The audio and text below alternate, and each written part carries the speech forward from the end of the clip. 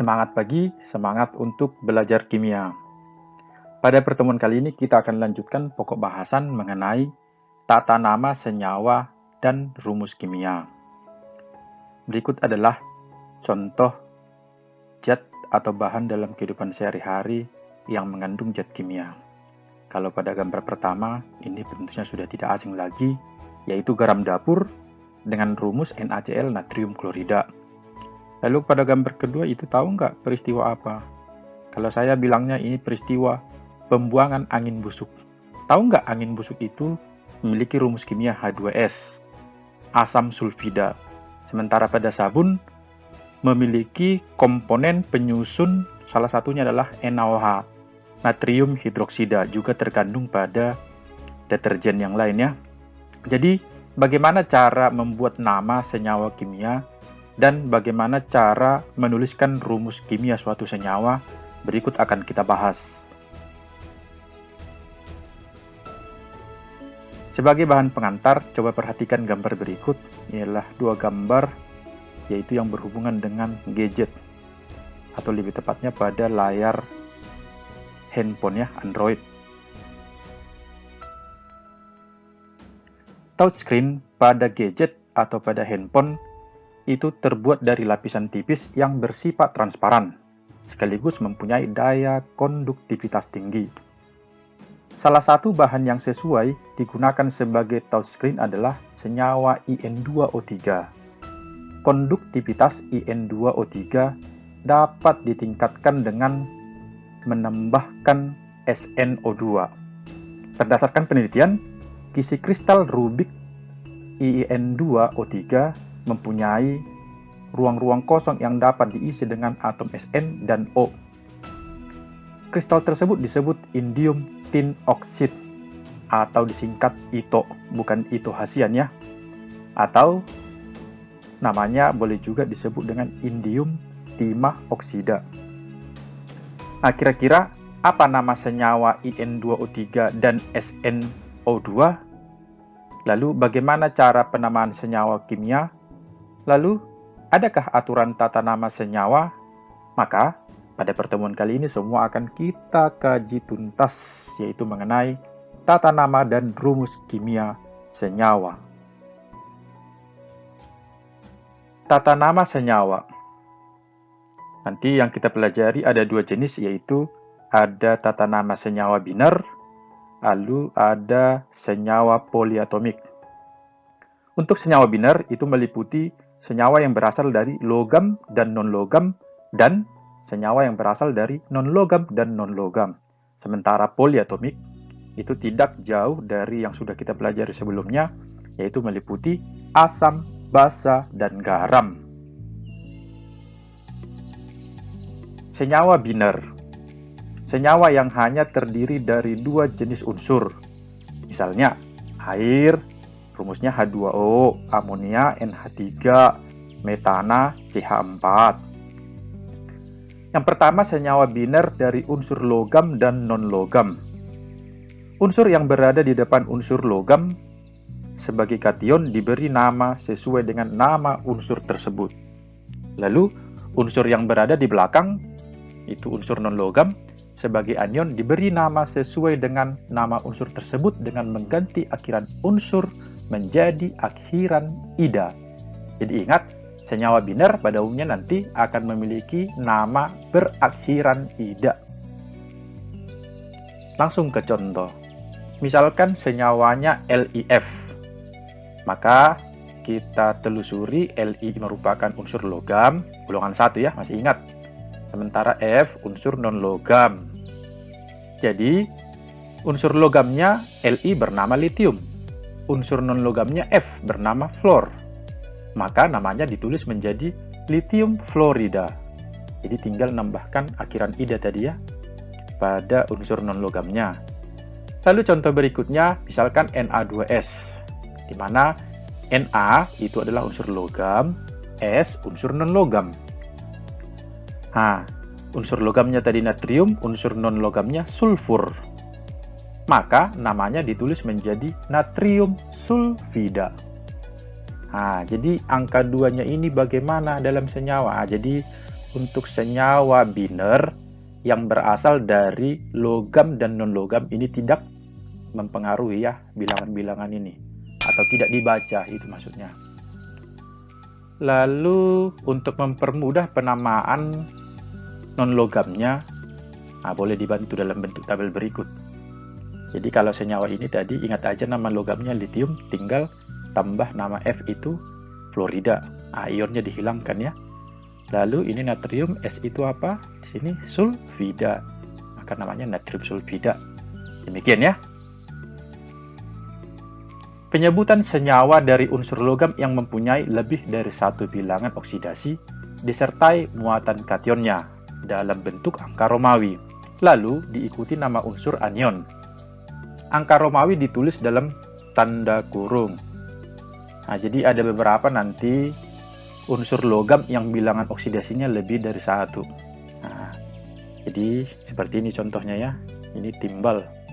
Jadi dibaca nanti muatannya ini dibaca dalam bentuk Romawi. Dalam bentuk Romawi, Mn dibaca dalam bentuk Romawi gitu ya. Jadi ini penting, perlu dihafal tabel-tabelnya ini ya. Untuk menghafal tabelnya ini dibiasakan aja nanti melatih soal-soal, penamaan, dan penulisan rumus kimia. Itu ya. Jadi ingat, untuk unsur-unsur logam tertentu yang memiliki biloks lebih dari satu jenis, itu dibaca sesuai dengan jumlah biloksnya menggunakan angka Romawi. Biasanya memang unsur logamnya adalah unsur logam transisi. Tapi ada beberapa selain transisi ya. Jadi perlu diperhatikan. Kita langsung masuk ke contoh. Misalkan CuO. Cu-nya kan unsur logam. Sementara O-nya sudah pasti non-logam. Maka kita tentukan dulu bilangan oksidasi. Belum ya, langsung kita buat tadi Cu bernama tembaga, O bernama oksigen. Karena Cu bilangan oksidasinya lebih dari satu jenis, sesuai dengan tabel tadi, maka kita cari bilangan oksidasinya. Ini nggak ada masalah lagi. Cu-nya bilangan oksidasi sama dengan 2. Maka nama senyawa CuO adalah tembaga 2 oksida. 2-nya ini dari mana? Yaitu dari bilangan oksidasi si Cu-nya. Demikian ya. Lalu yang lain Fe2O3. Jadi Fe-nya logam, O-nya sudah pasti non-logam tadi. Maka unsur Fe dibaca besi atau ferum, non-logamnya oksigen. Atau dibaca oksida tadi ya. Jadi bilangan oksidasi Fe, sebenarnya kalau bisa langsung lebih bagus. Kalau dibuat jalannya boleh demikian. Nanti diperoleh bilangan oksidasi Fe sama dengan positif 3. Maka nama Fe2O3 adalah besi 3 oksida.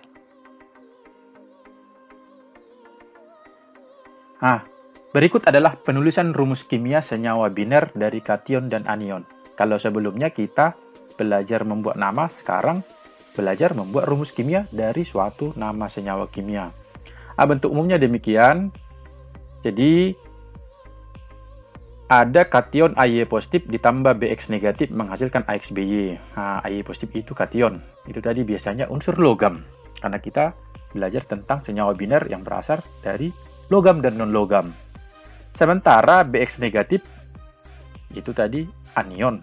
Sudah pasti berasal dari unsur non-logamnya. Sementara AxBy inilah yang disebut dengan rumus kimia. Contoh, misalkan aja Ag positif ditambah Cl negatif. Perhatikan ya, dari bentuknya ini, cara penulisan rumus kimianya, lihat muatannya yang perlu. Muatan si A kasih ke si B, muatan si B kasih ke si A. Jadi demikian AxBy. Ini kebetulan muatan sama-sama 1. Ini ada bilangan 1 di sini ya, yang nggak ditulis. Maka ditulis AgCl. Contoh yang lain. Namanya tadi ini perak, ini klorida. Jadi namanya tinggal gabung aja nama kation dan anionnya. Berarti perak klorida. Jadi mudah ya. Kemudian Mg2 positif ditambah Br negatif. Jadi ingat tadi, cara menghasilkan MgBr2-nya, 2 dari si Mg menjadi milik si Br dalam bentuk indeks namanya ya. Sedangkan Br hanya punya 1 dikasih ke si Mg. Maka rumusnya menjadi MgBr2. Jadi penamaannya gabungkan nama Mg magnesium, nama Br bromida. Jadi nama senyawa MgBr2 adalah magnesium bromida. Contoh yang lain, K positif ditambah S2 negatif K2S. Nah, saling tukar muatan, duanya kasih ke si K, jadi K2S ya. Namanya K adalah kalium, S sulfida, sementara K2S menjadi kalium sulfida. Nah, saya buat contohnya banyak, biar semakin paham. Misalnya Al3O2. Jadi 3-nya kasih ke si O, 2-nya kasih ke si Al. Jadi dibikin ya, Al2O3, namanya aluminium ditambah dengan nama oksida, jadi aluminium oksida. Yang ini nama, yang ini rumus kimia. Oke ya. Yang lain, Ca2 positif ditambah S2 negatif. Jadi menghasilkan CaS. Jadi bilangan 2-nya ini kemana? Kan seharusnya. Jadi 2, 2. Jadi seharusnya rumusnya Ca2S2. Nah, tapi ingat, kalau penulisan senyawa, biasanya itu dalam bentuk sederhana. Apalagi yang berasal dari ion positif dan ion negatif. Jadi disederhanakan. Jadi CaS. Itu ya. Namanya menjadi Ca-nya kalsium, S-nya sulfida dibaca kalsium sulfida. Oke ya. Lalu yang terakhir, contoh penulisan rumus kimia Fe3N. Fe3 positif ditambah N3 negatif. Jadi ini seharusnya Fe3N3, jadi disederhanakan menjadi Fen. Nama Fe3 positif tadi besi 3. N3 negatif itu nitrida. Gitu ya. Nitrida, ingat dari tabel ion negatif tadi. Nah, yang non logam. Itu dibaca menjadi besi 3 nitrida. Gampang kan?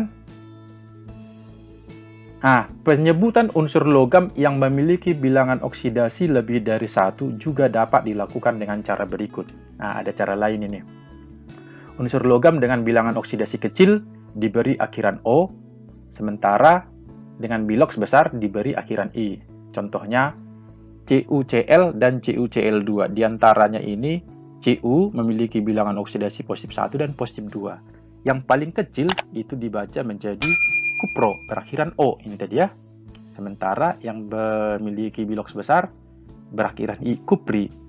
Ini berasal dari nama latinnya ya. Nama latin dari Cu itu cuprum, kuprum. Jadi dibaca jadi kupro untuk biloks terkecil, kupri untuk biloks terbesar. Jadi bisa kuproklorida, kupriklorida. Demikian ya. Senyawa biner yang kedua adalah senyawa biner yang berasal dari unsur non-logam dan unsur non-logam. Jadi, penulisan rumus kimia senyawa biner yang terbentuk antara unsur sesama non-logam itu dimulai dari unsur yang elektropositif diikuti unsur yang lebih elektronegatif. Urutan tingkat keelektronegatifan unsur-unsur non-logam dari yang terkecil hingga terbesar dapat diuraikan berikut. Nah, contohnya amonia, jadi ditulis NH3. Lihat urutannya di sini. N dulu baru H ya, berarti ditulis NH3, bukan H3N. Gitu juga dengan H2O. H dengan O, ini ya, berarti H duluan baru O, berarti H2O. Nah, jadi bukan OH2 ya. Nah, gitu juga dengan CH4. Jadi jarang ditulis H4C. Yang tepatnya CH4. Aturan penamaan. Angka Yunani yang menyatakan jumlah atom non-logam pertama lalu diikuti dengan nama unsur pertama tersebut. Penamaan unsur non-logam kedua mengikuti aturan yang sama, tetapi akhiran nama diganti dengan akhiran ida. Ingat, karena masih ini biner, jadi wajib menggunakan akhiran ida. Jadi dengan angka-angka nanti pada rumus kimianya boleh dibaca demikian. Kalau 1 mono, 2 di, 3 tri, 4 tetra, dan seterusnya. Kalau 10 deka. Nah, tapi ingat, untuk angka 1 atau mono ini tidak digunakan pada unsur non-logam pertama ya. Nah, jadi ini hanya dipakai pada unsur non-logam kedua. Langsung ke contoh. CO. Jadi walaupun C-nya jumlahnya 1, karena ini unsur pertama jadi tidak dibaca mono. Jadi langsung aja karbon monoksida. Sementara pada O, karena unsur kedua, dibaca mononya ya. Jadi karbon monoksida. Nah, CO2 karbon dioksida. Kenapa di? Karena O-nya 2. N2O5 berarti dibaca dinitrogen pentaoksida. Nah, demikian. Udah ya? Jadi sesama unsur non-logam itu dibaca indeksnya namanya, bilangan-bilangan dalam rumus kimianya. Ingat, senyawa-senyawa yang sudah umum seperti amonia, NH3, dan air H2O tidak perlu menggunakan aturan tersebut. Tata nama senyawa biner antar unsur non-logam dapat pula menggunakan angka Romawi. Nama unsur yang di depan disebutkan dahulu, diikuti penulisan bilangan oksidasi dalam angka Romawi. Angka tersebut berada di dalam kurung, selanjutnya nama unsur di belakang disebutkan dengan akhiran ida. Contoh NO2, kalau kita hitung bilangan oksidasi si N itu 4. Jadi dibaca nitrogen 4 oksida. Maksudnya bilangan oksidasi si N itu 4. Jadi SO3 jadi belerang 6 oksida. Maka dapat kita simpulkan bilangan oksidasi si S dalam senyawa SO3 adalah 6. Demikian ya. Penamaan senyawa berikutnya adalah senyawa poliatom. Namanya poli berarti sudah mengandung banyak unsur ya. Artinya tidak biner lagi. Jadi kalau senyawa mengandung lebih dari 2 unsur itu udah disebut dengan poliatom. Senyawa poliatom adalah senyawa yang berasal dari ion-ion poliatom, yaitu ion yang terdiri atas 2 atau lebih atom-atom yang terikat bersama membentuk ion dengan ikatan ion ataupun ikatan kovalen. Penamaan senyawa poliatom sama dengan aturan penamaan senyawa biner logam dan non-logam. Jadi ingat saja bentuknya kita hanya menambahkan nama kation dan nama anionnya. Hanya saja kalau kationnya nanti H, langsung dibaca aja asam. Ya. Sementara kalau anionnya nanti OH, OH-, maka senyawa tersebut sudah tergolong senyawa basa. Sementara XBY-nya itu adalah rumus kimianya. Ya. Langsung ke contoh. Oke, sebelum ke contohnya berikut ada beberapa tabel nama ion. Nah, ini nama anion yang seringnya itu karena nama kation tadi udah lebih sering ke logam. Nah, udah tadi, jadi nama anionnya ini, jadi agar lebih bagus dalam penamaan atau penulisan rumus kimia ini ada baiknya dihafal, ya. Langsung ke contoh, misalkan aja Na2SO4, berarti ini terion menjadi 2Na positif tambah SO4 2 negatif. Masih ingat kan penulisan reaksi ionisasi? Jadi penamaannya langsung kita buat aja nama kationnya natrium, nama anionnya SO4 2 negatif itu sulfat. Jadi namanya langsung natrium sulfat, demikian ya. Lalu CaNO3 berarti diionkan Ca2 positif ditambah 2NO3. Ini kalsium, berarti ini namanya nitrat, maka namanya kalsium nitrat. Nah, demikian ya. Nah. Lalu H3PO4 terion menjadi H3H positif ditambah dengan PO4 3 negatif. Ini tadi dibaca asam atau boleh ion hidrogen gitu ya. Jadi sementara PO4-nya itu adalah fosfat. Jadi namanya asam fosfat. Tinggal gabung aja ya nama kation dan nama anion. Nah, lalu NH4 2 kali SO3 kalau diionkan ini NH4 positif. Kalau bingung duanya sebenarnya muncul di sini ya. Yang keduanya tambah SO3 2 negatif, maka NH4 positif namanya amonium, SO3 2 negatif itu namanya sulfit. Maka namanya senyawa amonium sulfit. Kira-kira demikian ya. Berikut tambahan tabel anionnya, boleh juga ini K2Cr27, maka namanya kalium ini dikromat Cr27 2 negatif. Jadi tinggal gabung tadi ya, kalium dikromat. Berikut BaOH2 kali, Ba2 positif barium, OH negatif itu hidroksida. Jadi dibaca barium hidroksida. Nah, contohnya banyak ini ya. Aluminium CO3 2 negatif itu karbonat, dibaca aluminium karbonat. Lalu FeSCN 3 kali, Fe3 positif itu besi 3. Ingat, SCN 3 negatif itu lihat dari tabel itu tiosianat. Maka dibaca besi 3 tiosianat. Sekian ya. Untuk penulisan rumus kimia senyawa poliatomik mengikuti bentuk umum ini mirip dengan senyawa biner tadi. Ini adalah kation, anion, lalu ini rumus kimianya. Langsung ke contoh. Misalkan asam sulfat. Jadi asam sulfat itu berasal dari ion H positif. Ingat, asam itu H positif. Sementara sulfat itu SO4 2 negatif. Jadi kalau ini kita gabung H positif, SO4 2 negatif. Lihat cara penggabungannya ya. Y-nya kasih ke si B, X-nya kasih ke si A. Jadinya jadi XBY, berarti 2-nya ini kasih ke si H. Ini 1 kasih ke SO4, jadi H2SO4. Yang lain, kalsium hidroksida, berarti ion Ca2 positif dan ion OH negatif. Jadi digabung CaOH 2 kali. Ya, 2-nya ini kasih ke si OH, dikurungi kalau dia terdiri dari 2 atom atau lebih. Yang berikut, natrium fosfat. Natrium itu Na positif, fosfat itu PO4 3 negatif. Kalau digabung Na3PO4. Nah, yang terakhir contohnya besi 3 karbonat, berarti ion Fe3 positif, karbonat itu CO3 2 negatif. Kalau digabung demikian. Nah, ingat ya. Oke, muatan 3-nya kasih ke si CO3, ini dia. 2-nya kasih ke si Fe, ini dia ya. Oke, baiklah demikian untuk pokok bahasan mengenai tata nama senyawa dan rumus kimia. Jadi berikut ada latihan soal. Yang nomor 1 ini tentang penulisan senyawa, namanya maksudnya. Lalu yang kedua, penulisan rumus kimianya. Jadi ini berhubungan ya. Oke, silahkan dilatih. Itu akan memperdalam pengetahuan Anda untuk lebih mengetahui atau memahami pokok bahasan tata nama dan penulisan rumus kimia senyawa. Terima kasih bagi yang sudah bergabung, semoga bermanfaat. Siapapun yang berada dalam channel ini merasakan manfaatnya, berada dalam keadaan sehat, kuat, bersemangat, dan bersuka cita. Semangat pagi, semangat untuk belajar kimia.